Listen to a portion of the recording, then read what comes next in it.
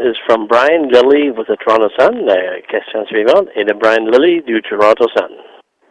Hi, I'm wondering if at a certain point Canada should be considering travel restrictions. We've already seen travel restrictions within China at an unprecedented level. There are talks of other countries either stopping travel or doing increased screening. Should we be considering blocking flights from China as part of our precautions? So right now, the World Health Organization does not advise. They actually advise against any specific travel restrictions.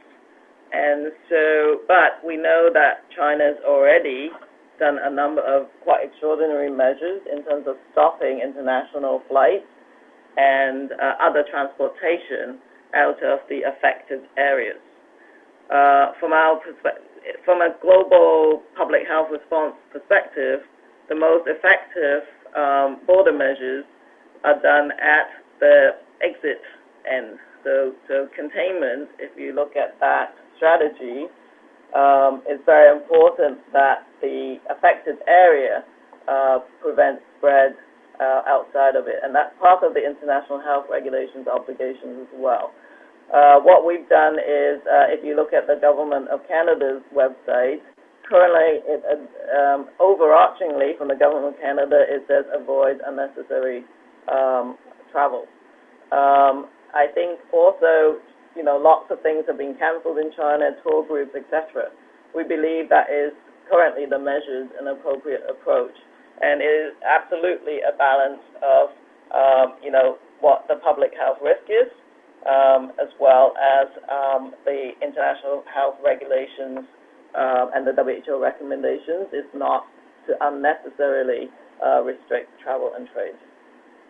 In terms of screening at airports for incoming, we can't do much about what China is doing for people exiting, but for screening of arrivals, Dr. Barbara Yaffe was saying earlier today that the screening during SARS with thermal screening was basically useless, but also this screening here didn't necessarily work properly because the gentleman got through.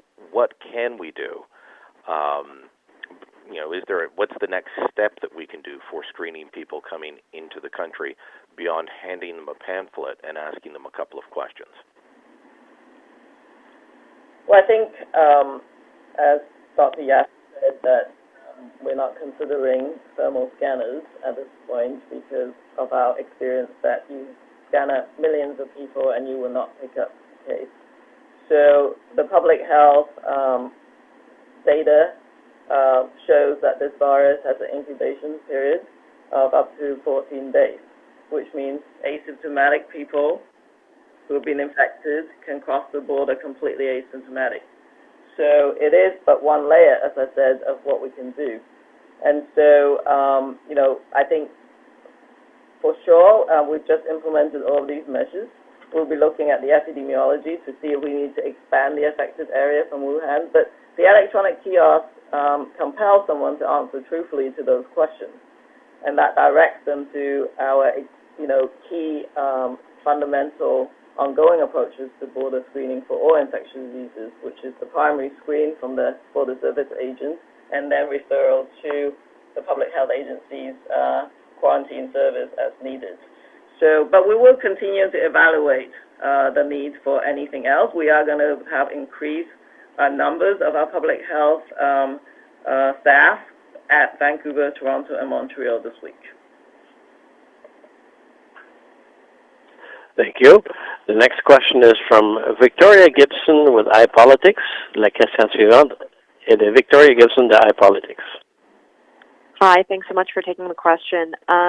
We learned today that 19 individuals presenting with symptoms in a travel history are considered under investigation in Ontario and are told the vast majority of those people are currently in hospital. Are there any other provinces currently investigating cases that could potentially be this virus? And if so, which ones and how many patients? So when someone is just undergoing an assessment and investigation, Currently, that's not reported to the Public Health Agency at the national level. The provinces report probable or confirmed cases. So at any given time, just as you've seen in Ontario, people are being assessed, and they're being properly put in necessary infection prevention control measures until the investigations have been completed, or the lab testing, should that be done, will be completed. So we do not currently keep track of that, but as you've seen, the province has provided those numbers in Ontario. Thank you. And even if you don't have numbers on that, are you aware of any investigations ongoing in provinces outside of Ontario? Yes, we are aware of investigations in a number of provinces. Are you able to specify which ones? I think there's quite a few of them. So the system has been put on alert. So many are investigating or potentially testing, first of all, for the common viruses, of course. And I know that is quite a number of the provinces and territories that are investigating right now. Thank you. The next question is from Michelle McGriggy with the Canadian Press. La question suivante est de Michelle McGriggy de Canadian Press. Hi, thank you. Dr. Tam, I'm trying to get a bit of clarity on the numbers after hearing reports from officials in Ontario as well as the ones from you today. So I'd ask if you don't mind to explain a bit more about the number 25 that you threw out there earlier. I understand those are tests being conducted at the National Lab. Does that include the 19 cases that are currently under assessment from Ontario? No, I don't think so, and not necessarily. So until they determine that these people under the investigation should be tested, of course they would first do it at the Ontario lab, looking for other viruses as well to explain their illness. And then only if necessary, they will conduct the coronavirus test and send the sample also to the National Microbiology Lab. So these are patients that provinces, generally out of precautionary measures, send it to us for testing. But it doesn't necessarily equate to the number of people being assessed. I see. So these 25 that you're testing now, have these been flagged as likely to be coronavirus cases?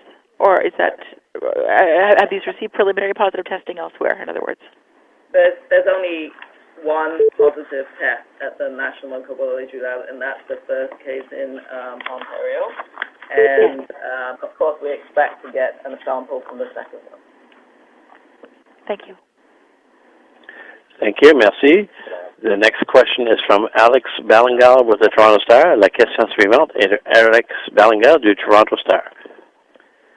Just wondered, there's been these calls for Canada and maybe other countries to evacuate their citizens that are sort of on lockdown in the affected region in China.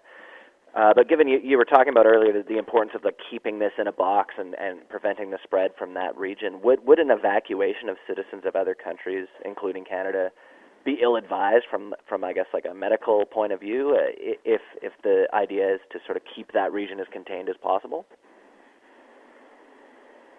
So I can't comment on evacuations. I think that's for other reasons.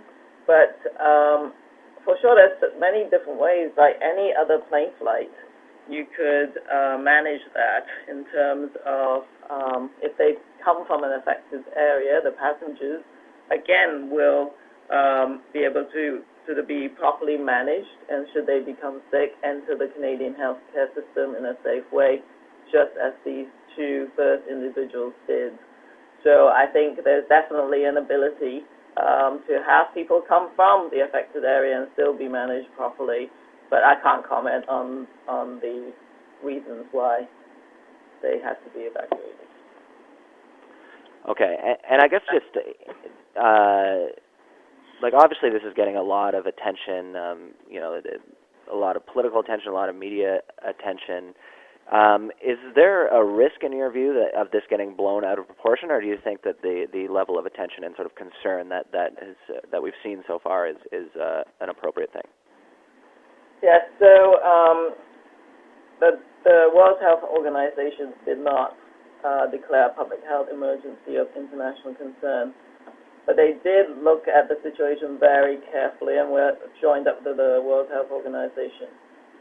When the committee, the emergency committee that was set up to look at the situation, published some advice, they provided advice for China and advice to other countries.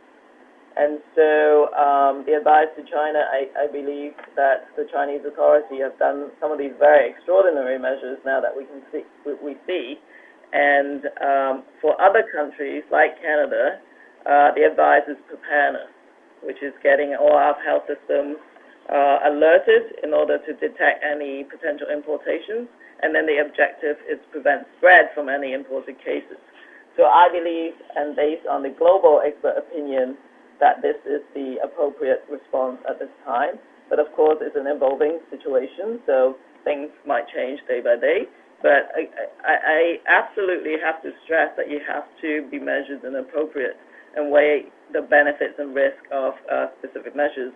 But of course, always bearing in mind that our prime objective is to ensure the health and safety of people in Canada. So, but we'll evaluate things from an ongoing situation. But that's WHO does not advises against unnecessary travel and trade restrictions. So that's the current global consensus. Thank you. The next question is from Adam Muller with CBC News. La question suivante est de Alan Muller